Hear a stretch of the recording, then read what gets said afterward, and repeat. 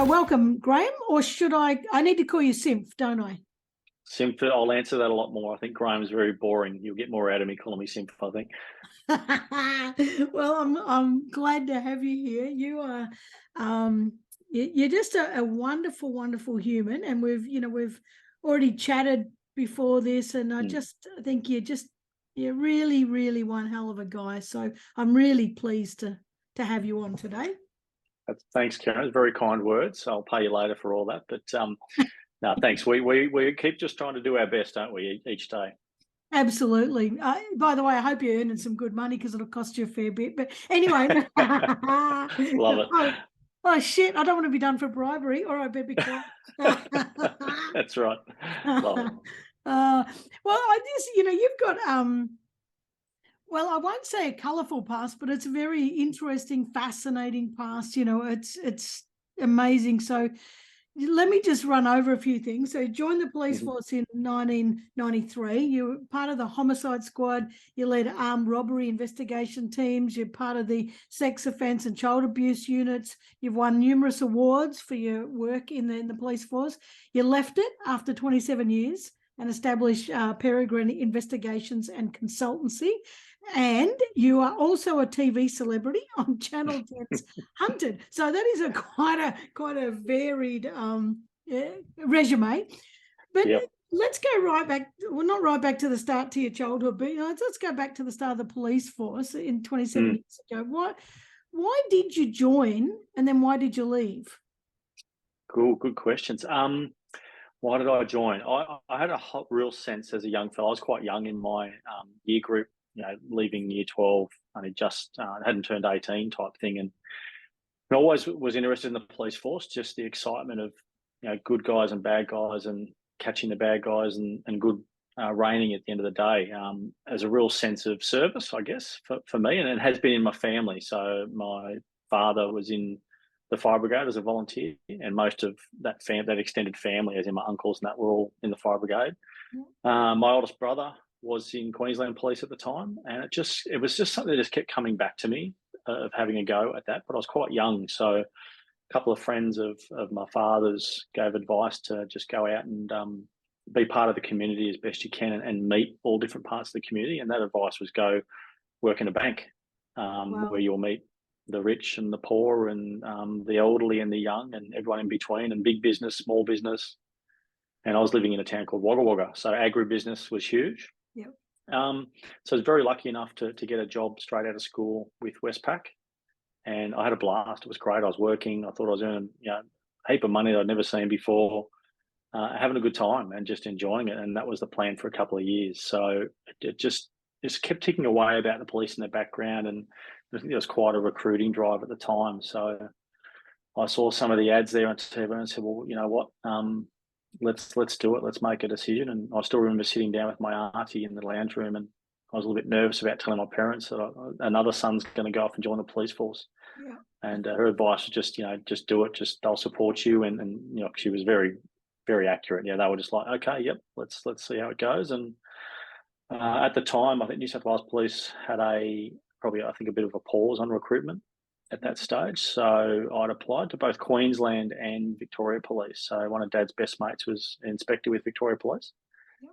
He sold it pretty well. So I applied for both. I'd never been to Melbourne, so I really didn't know what I was in for. And I thought Queensland would be where I'd go. My brother was there and that. But look, Vic Pol got back to me, and the rest, I guess, is a little bit of history there. But actually, funnily, I just remember now. So Queensland did accept me at a point when I was in the academy. So I had to politely say, well, I'm already about 15 weeks through training in Victoria Police. If this doesn't work out, I'll get kicked out. I'm coming up to Queensland. So Queensland probably find themselves lucky now they didn't end up with me. But no, that's part of that story of what it was. Just a desire from a young age to do some community service and I guess catch bad guys.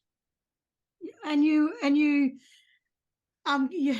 witnessed an armed robbery as well in the bank. Was that in your bank or was that in another bank?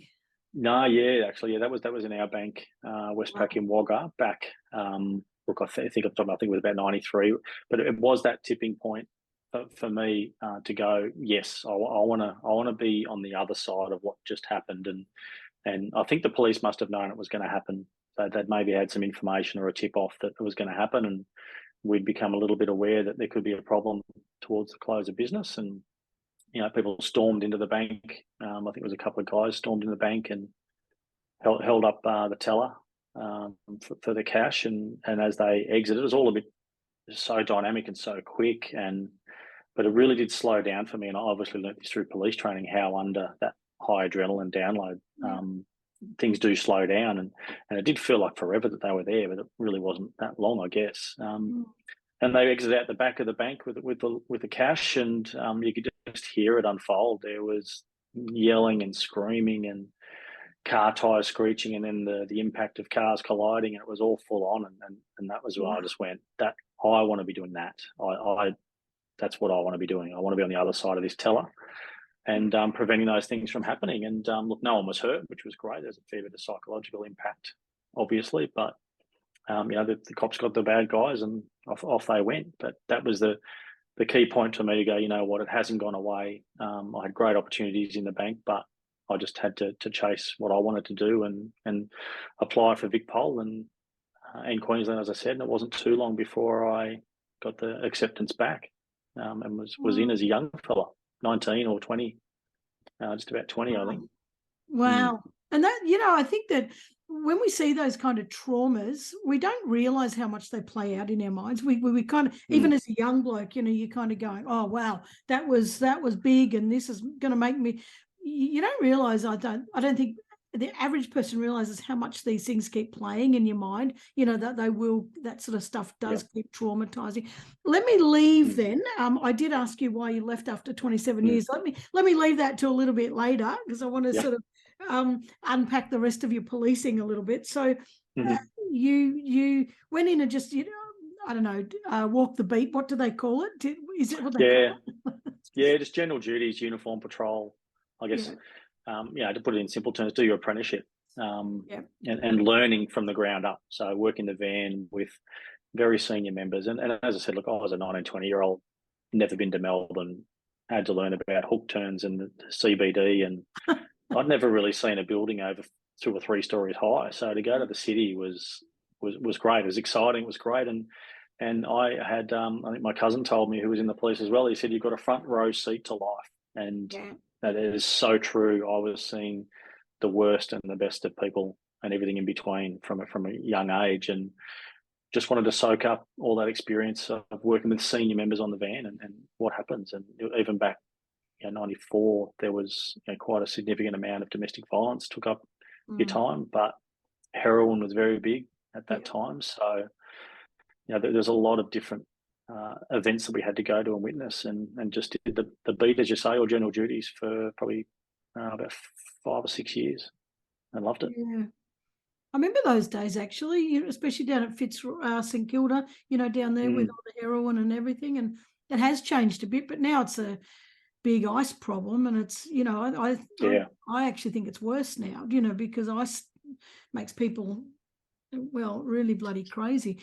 But you went. Why did you join then the homicide squad? Like what? Because when I think about the homicide squad, it sends shivers up my spine. It's like, and you must be a much nicer person than me, because my thoughts are, I just want to kill those freaking bastards. I just want to catch them to kill them, like, and which is homicide in itself. Do you know what I mean? But I've got this. I can't. I don't know. It's. I don't know how you can see that stuff and even forgive people to a point where you can go to sleep at night. To me that would just, and clearly that's why I'm not a cop. This is what I do. But why did you go to that scene? Good question. It took me a while to get to that point that's what I wanted to do. So initially my goal was to join the Special Operations Group, or the SWAT, for lack of a better term, but it was called the SOG, and that's what I wanted to do. There's a group of us that were training, and we all wanted to do that, and just tactically really enjoyed that pressure and being able to work in that environment. But look, I trained really hard for that, and then my daughter was born, and I just looked at her one for the first time and just went, I don't know if I really want to be going out and doing all the stuff that the SOG do, and had to question why I wanted to do it anymore. I think it was more a test of my own abilities to pass that course. So I had to reflect and decide I actually don't think that's what I want to do. And I was always drawn towards investigations and that problem solving part of being a detective. And some things came naturally to me, some didn't. But I had some great mentors and senior people that were excellent investigators to learn from. And that gave me an excellent foundation to build on. And then the absolute pinnacle, obviously, is the homicide squad, and still is and was back then. You know, you had to sort of get a tap on the shoulder or invited to come in and have a look and have a trial before you were, I guess, selected, for lack of a better term. But it was by choice back then. So, you know, you're almost the top couple of percent of detectives to get there. But it was the pinnacle. So nothing more important than to investigate the death of another human. And where I would put all that for myself and my own well-being was I was representing the deceased and the family as to finding answers as to the why and who at times. But a real problem solving and just working with other like-minded investigators that had the same skill sets and beliefs and learning. And I was a sponge. Again, I was pretty young, I guess, to go to homicide. I still remember doing the interviews on the phone and shitting myself talking to some of the legends of the homicide squad. I think I spoke with Charlie Bazzina, who's now quite well known, and Charlie interviewed me over the phone on a cold call, and I was shitting myself. I thinking, this is my one chance, don't blow it. And look, I was lucky enough to get a spot in there, and it was the best time of life. I was going to stay a homicide detective forever as a detective senior constable for a long, long time, and just unfortunately didn't work out that way with some history, but we'll probably go into that soon. But I guess in answer to your question, it was the pinnacle of investigations, and to test yourself against those serious investigations and how complex they were, but representing the families. And, you know, you get a real affinity with the family, real connection with the family, and that still stays on. And so I'm in contact still with some to this day on the anniversaries of those deaths, because you're a connection to them, and that. And actually, you just reminded a funny story. Actually, it was actually my wedding day that I actually took the family of one of the deceased of an investigation I did. They're from Fiji, and they'd spent almost their life savings to come out to have a look at where she had passed.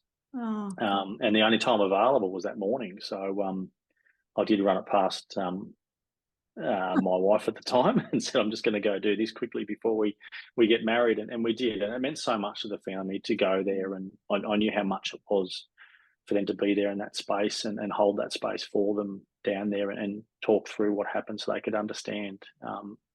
You know, it's such a beautiful family that tragically had their daughter taken from them in something that could have been avoided. But that was the point of homicide, getting us to the who and the why and getting answers for the family so they can, I guess, have peace with that. That all makes sense, the way you say it, you know, and the calmness that you say it with. And I suppose there's a point, isn't there, where you need to be able to, I'm not going to say suppress emotions, but sort of package them to a point to say, I can't deal with that right now. You know, I need to just get this job done. And I think it takes a special person to be able to do that. Like, you know, I'm way too highly emotional to be able to control myself. And I put myself in that situation, but it's credit to you to be able to do that. Yeah, I think you're kidding yourself if it doesn't impact you. Everything does. And look, it was and we'll get to the fast forward point, but it's probably the child stuff that got to me the most in the end. You know, having to see some of those autopsies, and I had young kids at the time as well, and that did affect me, there's no doubt. But I was able to put it in a place where I go, I'm helping here. I'm actually doing the right thing by the family. And if anyone's going to have to see this or experience it, I can absorb it and I'll put it somewhere. And I probably did put it away for a long, long time. And that's normal to most people to put it away. But I'd never forget how you feel or how you made people feel in those moments. And that's the memory that connects for me as to how I made the families feel, or even the accused at different points. You know, I got the first confession out of a guy that's because I told him, I said, I can see on the look on your face, you've got the weight of the world on your shoulders. You just tell the truth. Because it'll be better for everyone. And then he just took one big deep breath and just went, yep, I killed her. Oh, and I was God. like, holy shit. we didn't have an admission by that point, so I had to run out and tell the boss. I said, he just confessed to me. I said, quick, let's get in there, and you're doing the interview now because you've got that rapport going with that person. And I could just see it, and I sensed it, that the weight of the world was on his shoulders, and he just needed to tell the truth. And probably he didn't intend to actually kill her, but it did result in her death. So eventually, I think pled guilty to manslaughter. But then you've got that kind of person, that kind of killer, who I don't condone killing in any shape or form, but sometimes, I don't know, in the heat of the moment, and I know that's not an excuse, stuff like that, that a normal person who wouldn't normally do that, finds themselves in that situation. And I can see how that you might have some empathy, for that, and think, geez, you poor bugger, it was a shitty situation that you ended up in, and now you're going to jail. But how do you deal with those the serial offenders? The serial, even the mass murderers and that kind of stuff, like who actually getting pleasure, from put notches in their gun and that sort of don't they stir you up inside? I didn't work on any serial homicide cases because they're quite rare. But the premeditated, planned, a hit, and probably I'm going to take this person out, and that, I guess, that cognitive plan to kill this person, they were challenging to investigate because those people had put thought into how they were going to commit that crime. Whereas the ones that I've just sort of mentioned about, they've made some really bad choices and they've fucked up, and it's ended up with someone, passing away. They weren't overly complex, but you still had to go through all the boxes to represent the families. The last thing you want to do is have something fall over in the judicial process because of a mistake you've made. That would be re-traumatizing everyone. So that was easy to put those cases in that space. But when you had the premeditated, either a hit or a bikie killing, or someone was actually planning to take out a partner for whatever reason, whether it's financial gain or whatever, they're a lot more complex. So they're very challenging. But working in that group of investigators, I just learnt so much from so many. And I would go on to we'd have crews, and I would go on to different crews to learn from different people and try and make myself better. I never thought I'd end up as a detective sergeant. It just seemed to come in time. But then I've been able to now pass a lot of that on to the next generation of investigators around. Right from the very start, right from that crime scene, as to thinking way ahead to how this is going to be presented to court.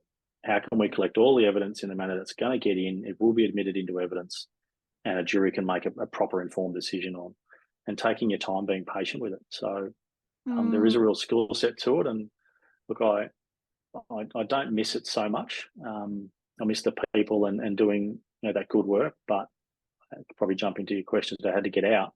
I just realised I was tired, and I was taking a few risks that I probably shouldn't in my own well-being, putting myself always into a scene that I knew was going to be traumatic for anyone to deal with.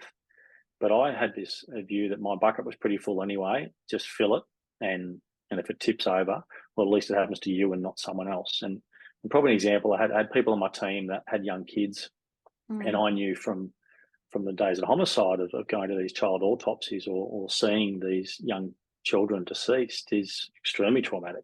And I thought, well, my bucket's full as it is. I'll go to that job and save the other person who has a child the same age from ever seeing that. But they'll never have that memory, and I'd take that on my own shoulders. But that just become more and more. And I just, a few mates sort of tapped me on the shoulder, like, are you really doing all right? Because I was just too busy looking after my own team and not looking after yourself, and realised I needed to have a break and rethink things. And probably like a lot of people through COVID, had a real good think and a real good listen to myself and have some challenging conversations with myself about this isn't actually good for me. I need to maybe step out of it all and trying to hang up, I guess, the risk cape of dealing with everything. So, kicking indoors in the middle of the night, chasing armed offenders, sometimes still chasing murderers, chasing the drug dealers, and very violent domestic violence. people that did not want to get arrested. You know, so you're taking away their liberty. You're putting them in jail, and they know you're after them, so they'll do anything to avoid capture. So carrying that risk every night when my head hits the pillow going, we're going to kick a door in at 3 o'clock and we believe there's a gun on the other side, or we believe they're going to defend themselves. Have I done everything right to keep my team safe and the accused or the offender safe? Because there's nothing worse. We don't want it to go that bad. We'll act if we have to, but have I done everything, considered everything? So there'd be a lot of sleepless nights, and have we got it right? And, you know, for a couple of seconds really of adrenaline to get in that door and make that arrest safely, to plan that was a lot of risk. So I think I was done with the risk factor of carrying all that for so long. It just was time, and I took some leave, and the sense of humour came back.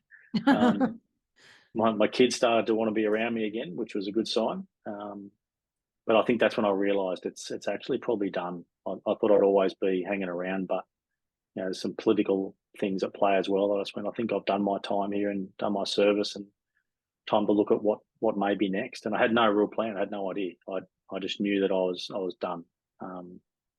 So do you reckon though, your mates tapping you on the shoulder was the catalyst, or do you reckon you were just like sleep deprivated to a point where I can't keep going, like because I'm thinking this in my mind, and I don't have the same mind as you, you know, and probably, you know, I don't know how you do it, but let's say, you know, you get tapped on the shoulder, then you think people are nudging you, take a bit of time off, you know, I'm not getting sleep.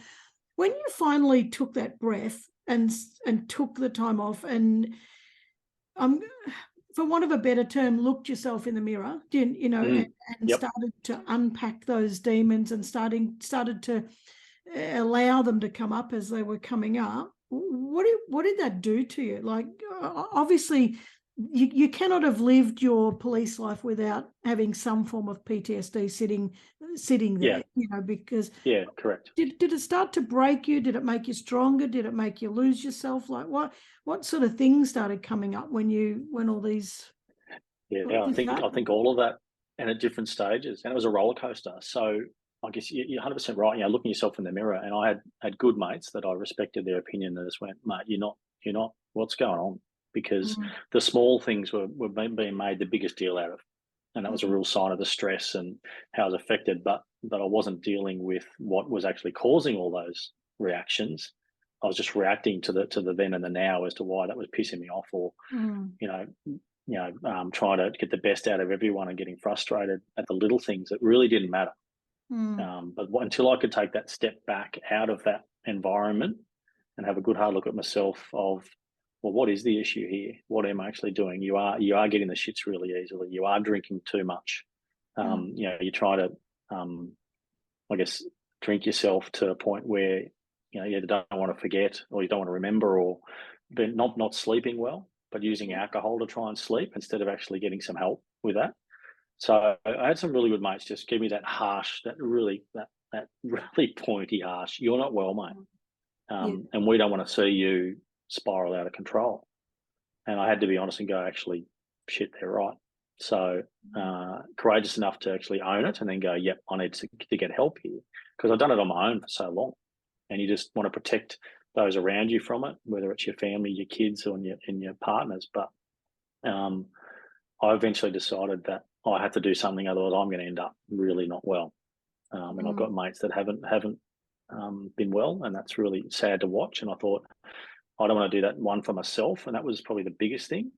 I started out saying I want to do it for my kids and be a better parent, and that's great. But it took me that roller coaster to go, I actually need to do this for myself as well, most importantly, and almost, you know, without getting too deep in it, fall in love with yourself again and actually value myself enough to go, I've actually got something worthwhile to give to this next part of my life, and not just either drink it away or waste it away with risk taking. So it was a real roller coaster. There's some really good days, some really dark days there, but I had good people around me to hold me to account to that. You know, never get everything right 100%, you know, and then hurt people. I think, as I've sort of mentioned before when we spoke, and look, there are some people that have been hurt through my journey, and you know, you regret that, but you've got to improve yourself and not make the same mistakes. So I made a choice to go, you know what, I need to actually make a really big decision here and leave policing, because seeing those young kids time and time again in the positions they were in, deceased, was getting too much. So you're right, I actually went and got help, and professional help, and they said, yeah, you've got mild PTSD. But my doctor agreed with the police's doctor and said, yeah, he's not broken, he's just done. So we don't want to break him. So if I stay in that environment, then it had the real potential to be another one of those numbers that had bad PTSD. So I went, you know what, I don't think I have a decision here to make. I'll take some time off, and took long service, and then I couldn't see myself going back, because I got back to that great sense of humour. I was actually more present with the kids rather than just being there physically. I was actually there mentally, as opposed to, again, having all that risk and having all that trauma there settling and not dealing with it. So yeah, I still see help every now and again. It's akin to servicing your car. If you're not going to look after it, it's going to run into the ground, and it's no more poignant, I think, than our own well-being and our own mental well-being. And I've just found since then, I miss some of the people, and I miss some of the challenges of solving those puzzles and helping people. But I now, just had to turn myself to another direction and put my energy into other things. So, which you are, and we will talk about you're in on Hunted, and that's and your own consultancy firm. I'm just thinking, when you you took that break, and you said fell in love with yourself again. Do you and looking in the mirror and that kind of stuff? Were you looking at it going, who is Simph? I'll say Simph, because you won't know Graeme, nice. because he doesn't exist. No. Who is Simph? Did you start looking at, because I'm why I'm asking these questions is that men in particular struggle with admitting mental health issues, admitting that they need help, and I'm thinking about a lot of men that have been in the armed forces, and particularly Americans. I know I've got quite a few friends that have been in the armed forces, been to the Middle East, and then come and gotten out of it, and then a lot suicide, and they fall to pieces. So you've got this really solid identity, of who I am and who I show up for and as and everything. How did you, was there a tough exterior that, I'm fine, I'm a detective, I'm this? Did you have to how did you break that identity down? And then did you find that you had no identity? Like, what were you left looking at, once you started to say, I need help and I'll break this down a bit? So much there. I liken it to putting a mask on. Big Batman fan, as the kids will tell me, but putting a mask on and going to work as the detective and the person in charge that people would come to all the time, and that was great. I really valued that these people trusted me with how they were feeling and what their issues were. And I'd actually check in with some of the partners of my team to go, we've had a bad day today.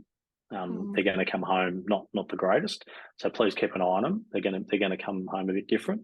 Just give them some space, but this is what's taken place. But I wasn't doing that for myself, so it was do as I say, not as I do, and I was just spiraling, to be honest. And the mask was going up more and more, and it was on for longer. It wasn't just putting it on to go to work; it was actually staying on, and I was kidding myself about how I was doing. And what I was doing and how I was conducting myself. So, working longer hours, I guess, is the example. I was throwing myself into work, not sleeping well, drinking way too much, all the real signs of spiraling out of control and not getting any help with that, trying to manage it myself. And if I can say anything about any of this to anyone, is get help. You can't do it on your own. There's a certain point you'll get to where it's not going to work anymore. And you need to get some of that professional help. And that's a big thing for me at my time, to go, I need to put my hand and go, I need help. Yeah. And I actually saw some people after me, once I went, I need help. They went, oh, okay, well, like we sort of held you up here, and if you need help, well, maybe I might go as well. And look, it was the best decision I ever made. there's been some choices I've had to make in life that I would like to still be in the police if I could have, but it just was, my time was done, and I need to do it for my own well-being. But you can't do it on your own. You've got to either get help from those around you that you trust, or professional help. And look, I sleep so much better, but 25 years of, I guess, being always ready, hyper vigilant, ready to go. The phone rings, it's on type thing takes its toll. But nicer to be around, I hope.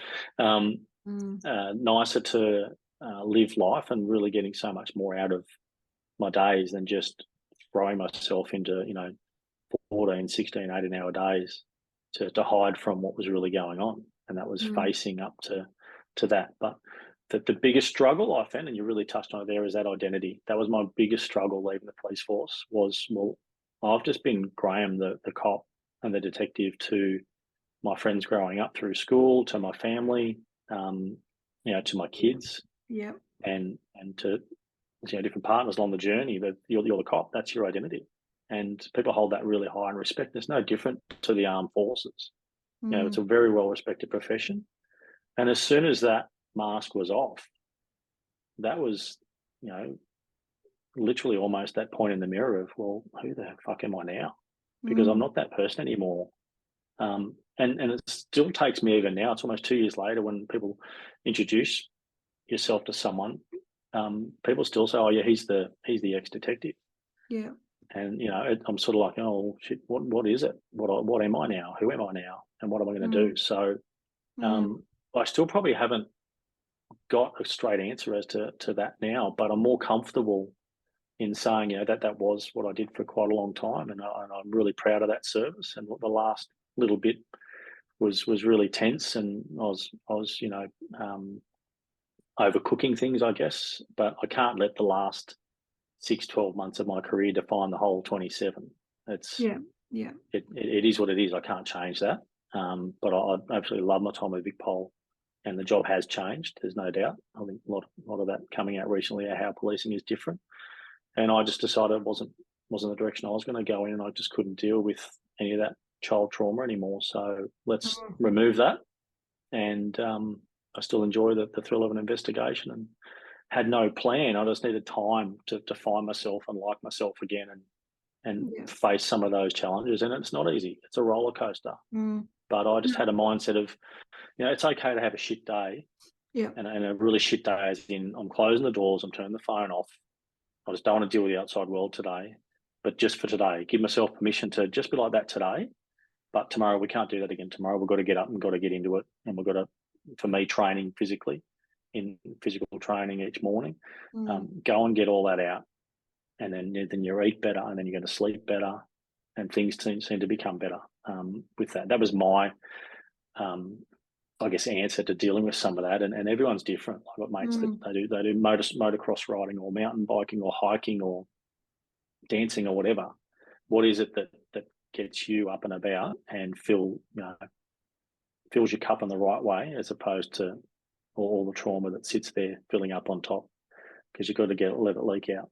Yeah, that's really hard, isn't it? It takes a lot of discipline. You're saying, I had to get up and I did my exercise and did that. And if you're feeling, if you're depressed, or you got trauma sitting there, that's a really hard thing to do, to get up and create that discipline. And there's that saying, just get up and make your bed. And a lot of people have poo-pooed that. I actually love that saying, because it just sets the scene, and it just gets you doing one thing, and then you can do the next, and then you can do the next. And I think this is the gap that some people in this situation that you found yourself in, and can go, I have to keep going. I have to do this, and it's okay to have today off, but tomorrow I've got to get back up. But there's another type of people that just spiral, and this gap in the middle is, I don't know what that is. Do you think that is whether you ask for help, whether you've got good mates, whether you know who you are, whether you're optimistic? Like, I know you might not have the answer, but I'm interested in this gap. It's really interesting. Yeah, me too, Karen. I think that's a couple of things there. I do the same thing, make my bed every morning, and that was just, and when I was not really, really bad. And it was during COVID. So I was pretty lucky that during COVID I was pretty shit house, but everyone was locked down. Yeah. So I wasn't missing, I guess, in the fact of, well, where's Simph? Why is he not present? Because we're in COVID lockdowns anyway. So I was able to have that time. And some of those days were just really, really bad. But, you know, then at some stage it was like, just make your bed. As you said, my saying is make your bed, clear the head. Yeah. And every time I make my bed, it comes in my head every morning. But and I'm thinking, as you question the middle ground, it depends on where people are at. And really, and everyone's story is different. So we try and put everyone into a certain box to say, well, this is the answer. This is what you need to be doing. My submission would be to give yourself permission to do what you need to do to just take that small step forward. It might be one thing a day, as you say. Yeah. And if you can remain with that consistency of making your bed, or, you know what, I'm gonna, you know, buy myself a coffee, or I'm gonna go for a walk. It doesn't have to be huge, it doesn't have to be life changing, just something to make that small step forward. And it could be 2 steps forward, 1 step back. That's the reality of it all. Everyone's going to be different, and everyone's journey is going to be different. And I can only talk about my experience, and what helped me, and what helped me get back on track was getting professional help. And that's confronting for sure, particularly if someone has had this mask on for so long of, you know, you're the homicide detective, you're the armed robbery detective, you've solved all these cases and this is who you are, but you put your hand up for help. Well, I wouldn't be where I am today without putting my hand up to say, go and get help. And I've got some close friends now that I've encouraged to go and get help. And they're, you know, hopefully on that improvement trail. But you can't just look at one person and go, oh, you know, they're so well, that's what I need to do. Everyone's going to be different in what they need to do for their story. But they've got to be honest with themselves, I guess, is my submission. It's a hard thing to do, to be honest with yourself. Yeah. And to look at yourself in the mirror and go, give yourself an uppercut. You're not doing yourself any favours. And nothing's going to change if you don't try and make some of that yourself. And it's hard. You can't walk someone to the doctor. You can't make someone go and get that. You can just be there for them. And that's what I was lucky. I had a few really close friends that you let in and had to open up to them. And some of my stories absolutely shocked them. They're like, we had no idea. Like, well, that's what some of us men do, and women. You try and protect your friends and others from what that is, because you think you're doing the right thing. But actually, they want to help. They care for you that much. They want to help. So, yeah. It's hard, isn't it? Because you've had 2 masks on. You know, you talk about one mask, you know, being the tough cop, you know, and looking after everyone else, but you've also got the masculine mask, you know, so you sort of got 2 layers of masks to move off. And when you're talking about a couple of your mates, or, you know, lower, I don't mean lower than you as in, you know, just humanity, but just, you know, people reporting to you or whatever, you know, oh, this is Graeme and he's going to seek help, you know, well, maybe I am too. And in fact, you know, I've said this to numerous people on the podcast, and I don't believe this is a stretch. In fact, you are potentially saving those lives, because a lot of people do spiral till it's the end, you know, and go that way. And so I think that, you know, any person that you can role model to, and then they take even the slightest bit of encouragement from you or inspiration from you, and then they put their hand up, that it really is potentially saving a life. And you'll never know. You'll never know who you did save. No, exactly. And I've had a couple of friends since opening up to them to go, oh, do you actually remember saying this to me? That changed things for me. And I'm like, actually, I'm really sorry, I don't actually remember saying that, but that is one of my sayings. And you're right, that might be something as simple as that, to just ignite the piece that needs to be ignited to help them.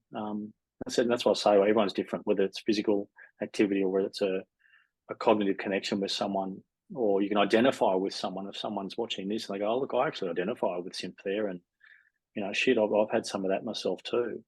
Maybe I'll go out and help, or inbox me and go, yeah, that resonated with me, you know, and just have a conversation with them. It's just right back to when I said before, it's about how you make people feel. People will always remember how you made them feel. Yeah, you might not remember the intricacies of what that conversation was or whatever, but I'll guarantee you they'll remember whether you made them feel like shit or whether you actually made them feel like you cared Yeah. enough to listen.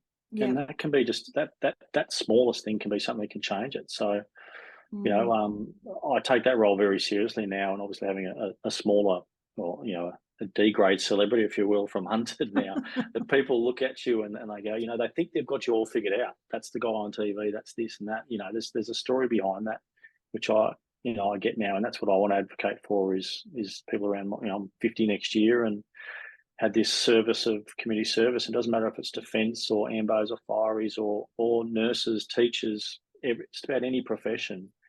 Everyone's got their own story and everyone's got their own battles and journey. And you know, no one's, you know, everyone goes, "Oh, you're killing it," and they go, "Really? Am I?" Well, we're just trying to do the best we can with what we've got. And you know, I've really blinked, and now my kids are, you know, getting into their teens, and my oldest is 21. Yeah. And it's gone in a heartbeat because. Yeah. Now I'm turning 50, and that's that. Where did the 40s go? What happened there? Yeah. So, you know, time to start living a bit better and living the quality of life that I want, but in between my own years as well, and Yeah. letting go of some of that. Yeah, absolutely. And when you're talking about well, I've spoken to you before about this, you know, wanting to be a mental health advocate, and I know that you're doing, you know, you're a guest speaker at a lot of places, and you know, boy, if you're listening to this and need a male guest speaker on this topic, please consider Simph, because I reckon you're just a bloody legend. But you know, and I'm not pulling your chain. I reckon you're just bloody fantastic. But like, where do you want to go with this journey with mental health advocacy, and particularly for men? Like, what if you were looking 10 years over the next 10 years? You know, what would you love to see your role be in helping? Well, not just men, but just in helping this space. Yeah, great question. I'm not sure on the exact pathway we're on to be. I just want to have helped a few people, and I guess part of that, I guess the reality of what I'm doing now, part of reality is having a profile where you are recognised a little bit, not a lot. I mean, I live in a really small country town, so it's no one cares too much about what happens on TV. It's actually everyone's really excited, and it's great. But it does our social identity. It does play a part in when people will listen to you and actually hear what you've got to say. So that's really important, and that's serious that there is a somewhat of a platform at the moment, or a window of opportunity for me to advocate for not only police mental health, but all men's health and all persons' health. So, you know, there's a lot of similarities for women, and there's a lot of, you know, yes, you say the men have this exterior they've got to put up, but, you know, women in policing have had such a great battle over the years to come into that culture of policing. There's trauma there so much as well, and we've seen some of the horrific stories of how they've been treated. So I'm just here to advocate and say I just want to make a difference to a couple of people, because, you know, I've lost a few friends to death by suicide, and that's you know, you get shocked, and it's almost, I didn't realise they were that bad. But you're right, it can be one conversation, can be how you made someone feel, or a DM or anything. You know, I've messaged a lot of people now that I can actually, because I can almost see it in the pictures either on social media or in their eyes, and go, actually, I don't think they're really that well. I don't think they're as well as they're making out, and send a message in, and how are you going? Or, you know, a few people I've randomly messaged and go, no, we haven't met, but I can see what's going on here, and do you need a chat? Here's my number if you need it, and have a chat. Wow. Which, you know, probably some of them think it's spam maybe, or something else, but it's not. But I generally get a good response back, because they go and have a look, who is this person? So I take that role very seriously now, and there's a couple of us that are on Hunted that are ex-service people, military and the like, that take that really seriously about trying to advocate for health. Actually, this weekend coming is a fundraiser at my gym called the 24 Hours of Heroes. Yeah. And it's 24-hour, one workout every hour for 24 hours to raise money for homeless veterans. And I think over last year, over $100,000. And we're looking at killing that record to, we're already at over 140, I think. So the team behind 24 Hours of Heroes is some amazing work. But in answer to your question, I want to dip my toe into where I can try and have a difference. And if that's guest speaking at things around my journey, and you know, someone there might go, you know what, actually, I will go and get help tomorrow. I won't just talk about it, because people say, yeah, I will, I'll do that tomorrow. And it's a cycle, isn't it? It's, no, I'm doing a bit better now, and then you'll just find yourself back again. Yeah, and don't underestimate that speaking platform either, because I run with my partner Girls with Hammers, and we do conferences. And last year we had a speaker speaking about her journey with breast cancer, and it was only because another person was at that conference that they went and checked, and they did Right. have breast cancer, and the speaker at the conference saved her life, because just because they were there. So I think that there's always going to be someone in that room that needs to hear your story, that's going to resonate with them, and it will change their life. And I think that it is good to have that hunted platform, because that way then you've got more opportunities to speak. And I pray to God that happens, because so many men in particular, but everyone needs to hear your voice. And I'm also thinking that here I am, like I'm career counseling you, but great. I'm also thinking that when you're talking about police women, there's potentially a really small, and it's not small, big, but a narrow niche there for you, to be supporting those in the police force or in other kind of special forces that feel they need to wear that mask, and just have lost their sense of who they are, and nurturing them to look in that mirror. I think can't stress enough how much that loss of identity plays a part. Yeah. It's like, well, who the fuck am I now? Yeah. I'm not the detective anymore, or I'm not in the services anymore. Who am I? And that's hard to get through. And I still struggle with it, to be honest. It can be confronting to who am I? I'm starting to find my way now, but it's a space now where I'm not completely comfortable with, that you're that guy on TV. But it's such a positive experience, especially with the kids. I didn't anticipate how much the 10 to 15-year-old kids were going to watch Hunted, and how they would hold you in that regard. I was coaching my boys' soccer, and I'd have kids recognise me. You're that guy off that show, and the parents were like, "What show? We don't even know what you're talking about." Wow. They're the ones that are good hunters. They could pick it. I was in a completely different state at a pub with a baseball cap on, and someone picked me, and and giving them time, as I said, to have a chat about your story and what it's like, and they can go away going, "Oh, actually, not a bad fellow." Again, everyone thinks they know you and what's going on, and look, on the show, I get quite intense and swear a fair bit, but I promised the producers I'd treat it as it was a real investigation. That's what we all did. That's why you see what you see there. But look, you're right. It's a platform that there was an opportunity there to use that, and I hope I get some more chances. And I do have plans for 2024 to be bigger and better. Yeah. But it's about being vulnerable enough to tell your story and the truth behind it. Yeah. And I can't tell you how many deaths of men my age that I've been to, because from the police point of view, detectives would go to every death to make sure there's nothing suspicious. Yeah. So we'd go to everyone, and I'd be going to some of these and go, "Here's another loss of a life, just another one." And we've seen the inquiries now into the Defence Force and the suicide of men and women. It's huge. It is such a big problem, and we've got the gap now in the veterans, in the true sense of those we see from the major conflicts years ago in Vietnam. But our younger military these days now, it's a different breed. There's social media. There's news in your face every day.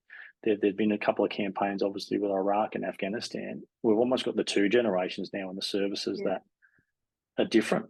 And I was actually having coffee this morning and saw a group of military, older men sitting around having a good chat over a cup of coffee and having a good laugh. Well, that's great. But then where does the new generation of defence people go that, well, they might be in their 30s or 40s and go, well, how do I identify myself now in this conflict and where I am? So, and I've got really close mates that are in the military and have served, and family. My cousin's still in the military. So, there's a lot there to be done, and so much can be done. I just got to, I guess, find my path on how I can have the best impact. And I'm finding at the moment is being vulnerable enough to tell your own story and what worked for me and what didn't work. And it just took me a lot longer, I think, than normal. I don't consider myself the sharpest tool in the shed, but eventually I just went, you've got to do something here, because this is a downward spiral that's only going to end up in hurt for so many, and potentially, you know, I could have been a statistic myself. It got that bad that, you know, you started thinking, well, I just want this to end, this hurt to end. And I can't put my finger on exactly what it was. It was time, but it was being honest with myself eventually enough to go, right, let's go and see someone and pick up the phone. It wasn't easy. I broke down. It was on the phone going, I need help because this isn't good. You know, and the support that Big Pol had there was really good. So my experience was a good one in that space. There has been some horror stories, but my experience was good, because I think because I tapped out early enough that I wasn't trying to point the finger at anyone or you know, and that's I don't take that. That's not a comment to have a go at anyone. That was just my version of I think what I said before, that I wasn't broken. I was just done. Yeah. So let's not break him. And I'm very lucky. I'm very fortunate now to be able to still have a professional life and maybe another career post policing. I'm still young enough to do that. And now to do what I do with Hunted and have a voice to try and make a difference and help, even if it helps just a couple of people. Oh, I think it'll help more than a couple of people. I want to talk about Hunted in 1 second. I just want to say one comment on that. You talked about being at the soccer, you know, and the young boys are only 10 and they recognise you, and you were able to have that conversation with them, you know, and they're like, oh, wow, you know, there's a backstory to this guy. I actually think it's better. It's great to get to the younger ones, you know, and to share that sort of vulnerability with them. And it gives them this real vulnerable, humble type role model that says it's okay to ask for help, you know, it's okay, because before they get into that tough man syndrome, you know, as a tough teenager, a tough young bloke, you know, it's weak to say such. It's really good to get at them at that age and say, you know what, it's not bloody weak to you know, being a man's not about being tough. Being a man's about owning yourself and owning your feelings, and you know, owning your feelings, owning your mistakes. You know, I've made plenty over my time, but owning that was something I struggled to do. Like, you know, just I will move on from that, but the same mistakes pop up time and time again. And as that soccer coach, you know, I was able to. There's guys and girls in that team, and be able to talk to them, and you know, they got flogged 10-0. To talk to them about, look, what I really liked is no one gave up. You all helped each other, and role modeling that to being proud of them, even though they lost 10-0. Don't worry about the score. It's you gave your all, you gave your effort, and look, my genetics plays a role. My little fella, was he 11, and I can see when he's hurting in his eyes, and his eyes will swell up with some tears, and he'll say, "No, I'm all right, Dad. I'm okay." And I'm like, "Oh God, you poor little thing. You've got your dad's genes. You're trying to put up a mask. You're putting the mask on." So my job for him as his father and also as his mate is to help him get that mask down quicker than what it took me. You know, a good 45 years for me to really be honest with yourself. So if we can make the next generation of our kids a little bit better in that regard, I think they'll be better people for it. They'll have better relationships and they'll have better professional careers and better lives. Oh, and a better world, actually. If we can, my big thing is if we can get people being happy, you know, we won't have all the shit that we've got to. Well, no, we'll still have some because you know, it's a dual world. We're going to have it, but it will reduce it. Now, tell me about Hunted. I want to talk about Hunted. You are my third Hunted guest. Oh, really? Right. Yes, excellent. I've had Jordan Wiley from UK Hunted, and also Danny Brooke from Hunted, and Danny introduced me to you, and so now you're the third, and I've got to tell you that you are all high quality individuals. You really are, and I'm not kissing your butt. You know, you're just really freaking beautiful people, and which is so nice, because you get a lot of people on TV and they start to get a bit cocky and, you know, think their shit doesn't stink. You know, I'm on TV and I'm a bloody hero, but you guys are just not like that. So, so tell us a bit about Hunted in case anyone hasn't heard the other two, but tell us how it works. Yeah, so Hunted, how can I describe it? I've described it before as Australia's Most Wanted meets The Amazing Race. Yeah, it is. Know The Amazing Race. So just normal people, not criminals, just normal everyday people apply to the show to go on the run as a fugitive, as if they're running from the law, or that they're running from the powers of the state. And we replicate the powers of the state. And in this case, we've got a headquarters that is full of, we've got a chief who's got some amazing experience throughout many decades in law enforcement and the AFP. There's a deputy of operations, which is Reese, and he's ex-SASR member, Afghanistan, Iraq, and 20, nearly 30 years of that, performing at that level. Yeah. And then we've got an intel operative as well, which is Ben Owen, Danny's partner Ben from the UK, and just a legend in the intel space. And we do some work now together, which we'll go into later. A whole amazing team of cyber security people now. They're scary. What they can do and how they do it is incredible.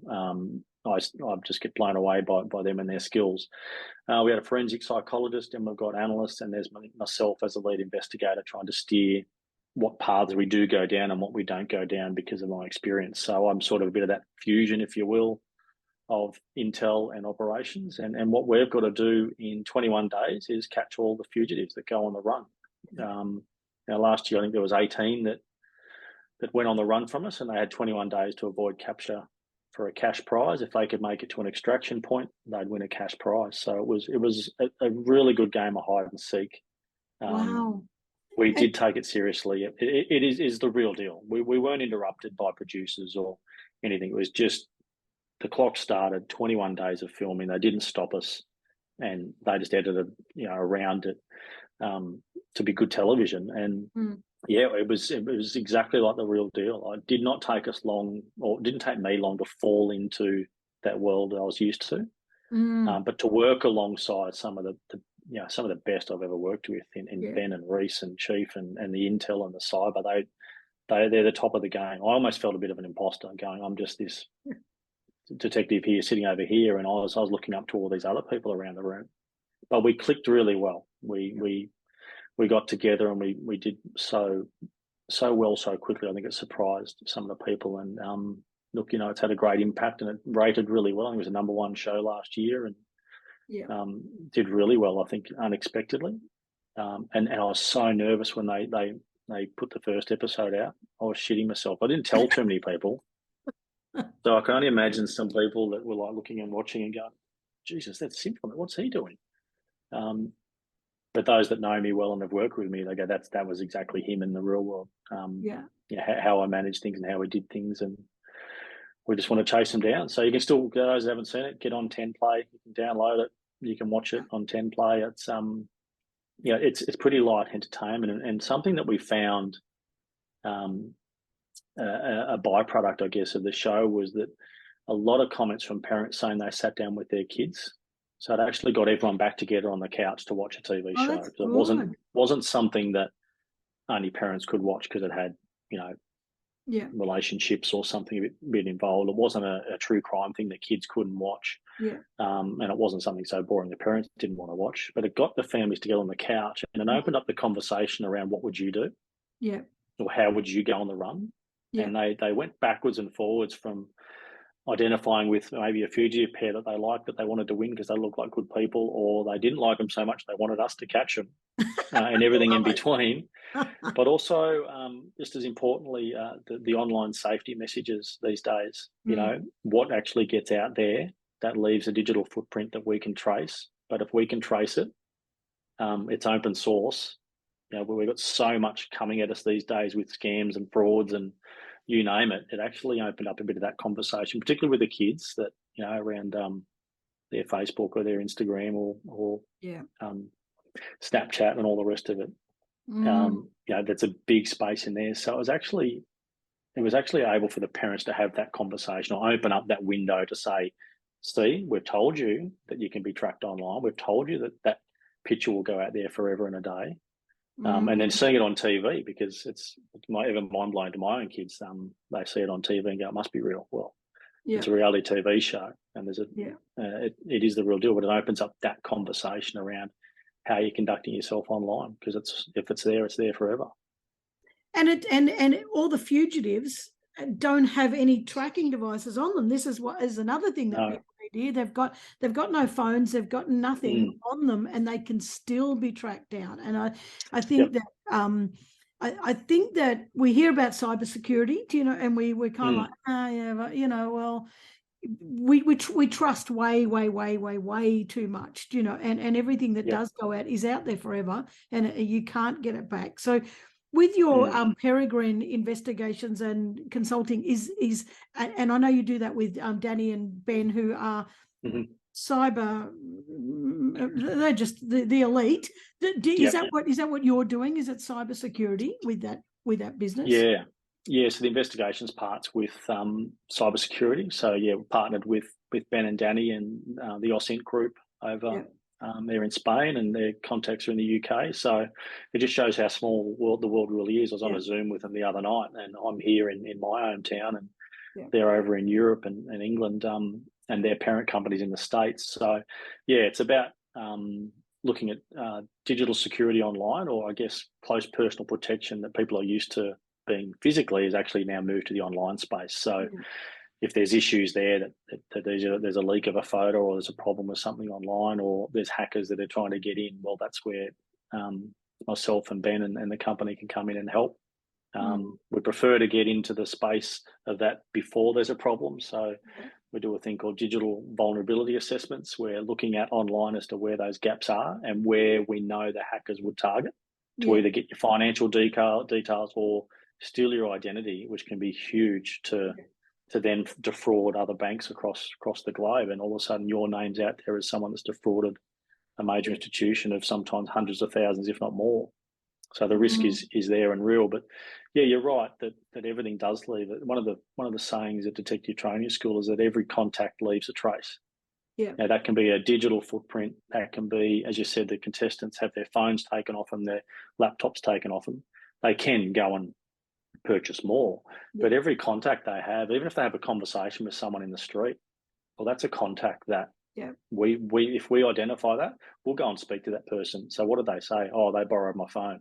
Oh, can we have a look at your phone? Then we all of a sudden realise who they've spoken to or what their plan was, or we've got CCTV. So every contact leaves a trace, and that's everyone's life. You're coming into contact with people every day, but it's more so now online as well as to what you're searching. We all know the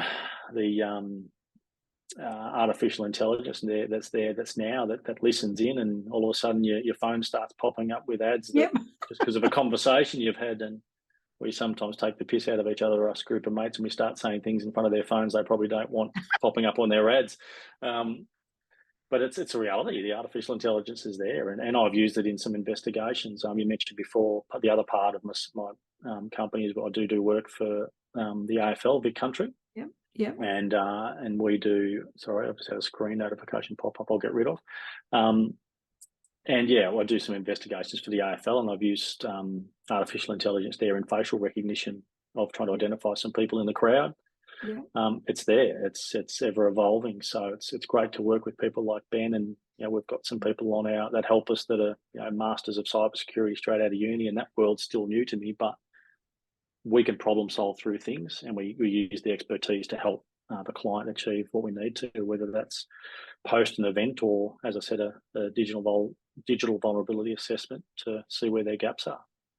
So how can the average person, without coming to you, and I'm not trying to do you squiddle you out of money, because clearly if there's a problem, people need help. But just as the basic, all of us, what's one tip that we should be doing to just be a little bit more safe online? Really need to start looking at the two-factor identification, or authentication. Helps the best, because if someone's trying to get into your account, whether that's on Facebook or Instagram from a different device, you want to know about it. And if that's not you, so it can actually map where you are geographically, and it might come and say, hey, someone in China or Russia is trying to access your Facebook account. You can go, nah, that I know that's not me. But even with your bank, a lot of the banks offer that these days, or they should. And if you're not with that, then I'd suggest maybe you need to look elsewhere, because my bank themselves will have the technology now to go, that's an odd transaction we've never seen from you ever before. And they then contact you say that, but it's really hard these days because there's so much people contacting us and like, where did you get my number, or how did you deal with this, and is it actually the bank or is it No. not? So validating all that is hard, and I guess that's where we can come in and provide some of that support to your devices, to laptops and everything, so you're secure. And look, mine's quite thorough, so every sort of half hour or so I'll have to acknowledge that it's me on this device, and it's only my 2 devices that are allowed into my accounts.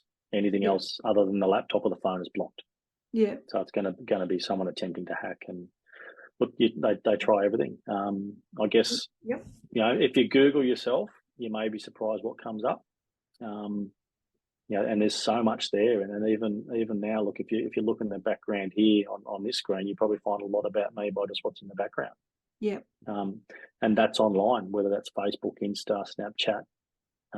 There's so much that can be gleaned out of that social media space that you don't know, and it starts to build your profile as to who you are and what your interest is, and that's how they'll get you in. That's how these fraudsters will get you in. If they know you're into the gym, or you know you're into CrossFit like I am, all of a sudden there might be a DM in about CrossFit as a donation or something, and just reels you in and gets you into something. So, you know, we're teaching our kids now, and my kids are gaming and they're online, and like if you actually don't physically know that person, as in we can't go around to their house and I can meet their parents, you're not talking to them.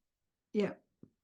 Simple as that. The online child stuff is very real, and if parents are thinking that it's will never happen to them, well, I've heard that from every parent. I've sat in their lounge room going, we had no idea what was going on, and all of a sudden child images are being sent off the net to someone they think is their same age. No, you've got to be invested in what your kids are doing online.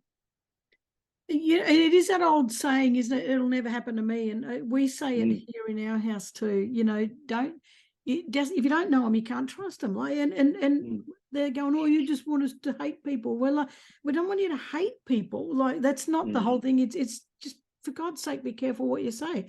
Don't go with people you don't know. Don't talk. Don't have big in-depth conversations. Don't tell people what they shouldn't know. But you know, it's they're nice, but they're nice. Yep. So and a bit of that. I was going to say mentality too. Oh, sorry, Graeme. We keep talking. Go on, you go. Yeah. Sorry about that. Look, I think you know, a lot of the files of child or sexting as it is. So you know, sending images of themselves, the young girls. So many think that I have to, because they won't like me if I don't send these pictures, and it's a culture of that generation. Now, well, I have to, or the boys won't like me. Well, I challenge those boys who've got to call it out. And I've had some really strong conversations with, when I was policing around some of these young men that are asking for these pictures, and they're on sending child pornography, and that's a criminal offence. Doesn't, just because you've been sent the image yourself, but they've sent it to you. They haven't asked you to send it on to anyone. And the amount of families and the young girls and the parents that are like, you know, this image is now out there, and the shame and the embarrassment and the teasing and the online bullying that comes from that. Guess what? Every one of them said, didn't think it had happened to me. Don't send them. If that's the relationship, if that relationship is asking for that image, you know, we've got to change that narrative from the men or the boys that are asking for that in the first place. It's got to stop. I'd be absolutely devastated if that happens in my house. But you know, we've got to be invested in what the kids are doing, and we see all the selfies that come up, but more so, you know, there's probably 2 aspects there. There are people at the schools asking for this sort of stuff, and there's the online world where they think they're talking to someone on the other side of the world that has connected with them, but that's what they do. It's grooming. They're grooming them. And you don't know. You see so many of these online. Anyway, we're going down a hole, but you know, dating services, and they've one picture of them, and they're not actually who they are. So there's so much. Anyway, this is a big bloody minefield, and it's, that's another podcast. I know, it's a bloody 10 podcasts, I reckon. But I digress. Sorry, but that's I'll probably jump back. So I got into Hunted. So a friend I did some work with years and years and years ago, Richard, and he actually recommended me to the producers of Hunted, and as I'm talking to him about getting out and what I was going to do and know what he was going to do next, and he put me onto them, and I said no the first few times. I'd initially thought I was going to do. There's a proper referee between the contestants and the headquarters and the ground hunters to make sure it's fair, because there's a cash prize up for grabs, and let alone all the legal requirements. But there's a game and there's a referee, and I thought I was going to do the referee's role. I was just out of law enforcement and knew all the contemporary laws and methodology and everything, and that's where I thought I sat.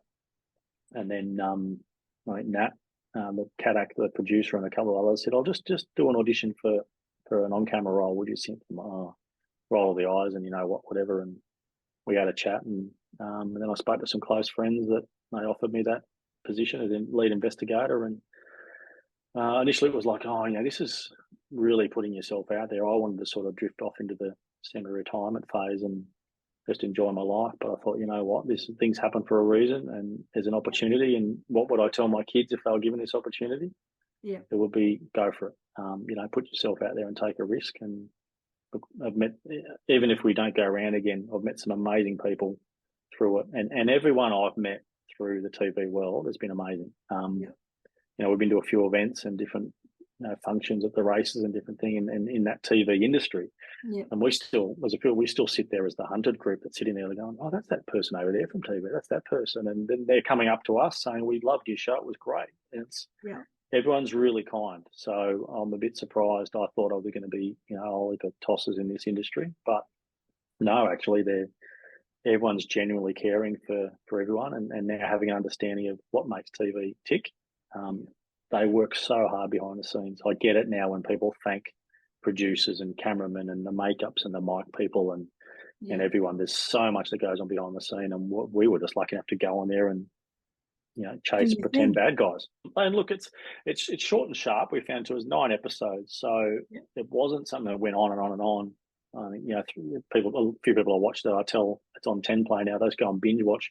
Yeah, it is only 9 episodes, and look, it gets you in, and it's great television because it's real cat and mouse stuff. And what would you do, and how would you do it, or you get frustrated and go, "What would you do that for?" But they're the contestants or the fugitives are under so much pressure. Like, they think we are everywhere and are just around every corner, and sometimes we are, and sometimes we're not. So it builds their stress level, and they're making decisions they probably wouldn't normally make because they're hungry, they're tired, they're paranoid. And gives them an insight to what it's like to be on the run as well. So, our job is we've just got to pick where the mistake is going to be, or pressure enough around them that they will make that mistake. So, real cat and mouse, good fun. And it's good money, 100 grand if you actually get through. I think it is, isn't it? Yeah, 100 grand first prize. So, I'm not going to give away the fun. People have to get on and download 10 play and watch it. See what happens. Absolutely love it. Well, Graeme Simph, I have absolutely loved this conversation. You really are a great bloke, and really glad that we've crossed paths. And you just likewise. Thank you so much. And I can't wait to, watch and support in any way your journey, into the future with anything, your speaking, your mental health advocacy, whatever you do, because you've got such a great message and such a great it's a real genuineness about delivering that, with real authenticity and empathy. And I think that it needs to be out there, and it needs to be more of that, and we might save a few more lives by that being out there. So thanks, Karen. Very kind. But yeah, look, people out there, they can either follow me on Insta on Simpofficial, or DM me if you're struggling, or you just want someone to reach out to, or if you've got some feedback for me. I'm open to feedback. Just follow us at Simpofficial on Insta, and that'd be great. Thanks so much for having me. Yep. I was about to say, where can people find you, but also there's your website, Perigrine Consultancy .com.au. So I'll put all that stuff in the show notes anyway. So I hope people do reach out to you, and I hope you get some speaking jobs, because people need to hear an authentic voice about, with a true story behind it, about vulnerability and accepting yourself and identity and that kind of stuff. So thank you so much for joining me, and I can't wait to chat again. Thank you. Thanks for having me, Karen. Really great. I love the connection and the friendship now. So I'll speak to you again very soon. And thanks for everyone listening. Thank you. Okay, see ya. See ya. Ta-da.